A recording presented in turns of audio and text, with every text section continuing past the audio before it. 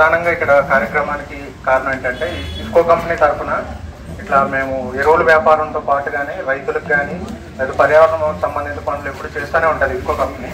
వాటిలో భాగంగా ఈసారి మేము వేప మొక్కల పంపిణీ కార్యక్రమం ఈ సంవత్సరం కూడా మేము ఎమ్మెల్యే గారి చేతుల మీదుగా ఆ కార్యక్రమం గురించే మనం ఈరోజు ఇక్కడ సమావేశం అవ్వడం జరిగిందండి.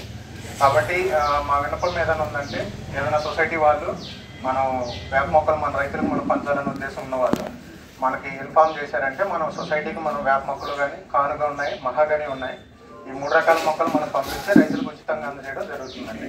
పంపిణీ కార్యక్రమానికి ముఖ్య అతిథులుగా ఎమ్మెల్యే గారు వచ్చి ఈ ఒక సమారంభాన్ని వాళ్ళ చేతుల మీదుగా చేయాల్సిందిగా కోరుకుండగా సారు ఎంతో సంతోషంగా వచ్చి పంపిణీ చేయడం జరుగుతుంది.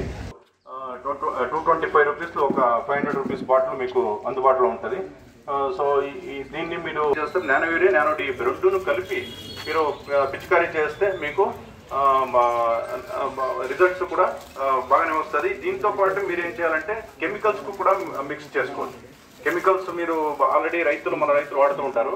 ఆ కెమికల్స్ని కూడా మీరు దీంట్లో మిక్స్ చేసుకొని వాడితే మీకు ఒకే స్ప్రేలో మీరు రెండు కూడా. సో ఈ ఒక కార్యక్రమానికి వచ్చినటువంటి మన రైతులందరికీ కూడా ఇఫ్కో తరఫు నుంచి నేను ఇంకొకసారి నమస్కారాలు తెలియజేసుకుంటున్నాను.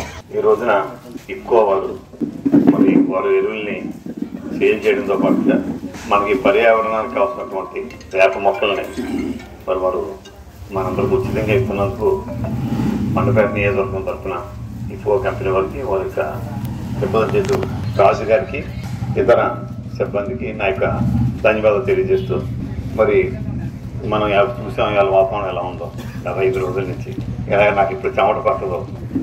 అలాంటి వేసవికాలం కూడా చెమట పడుతున్నారు, చెమట నాకు తక్కువ, కానీ ఎలా కాలిపోతున్నాయి అన్నది చూస్తుంటే మన వాతావరణం అంటే ఈ వాతావరణం యొక్క సమతుల్యత మనకు దెబ్బతింటూ ఉంది. అంటే మనం మొక్కలు కొట్టేసుకుంటూ కాంక్రీట్ జంగిల్ కింద మనం ముందుకు వెళ్ళడంతో ఇబ్బందులు వస్తూ ఉన్నాయి.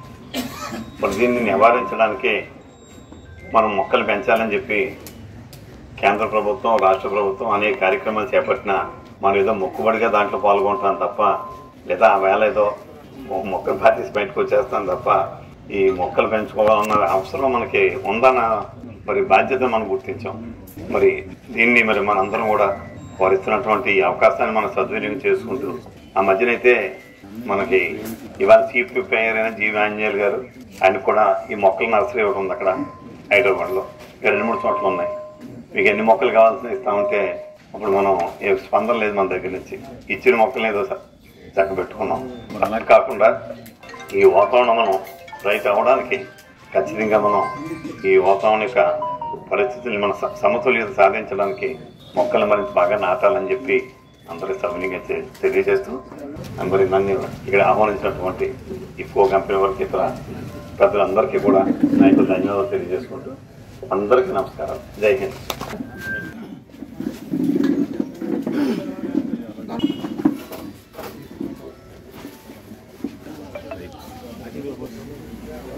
శ్యామ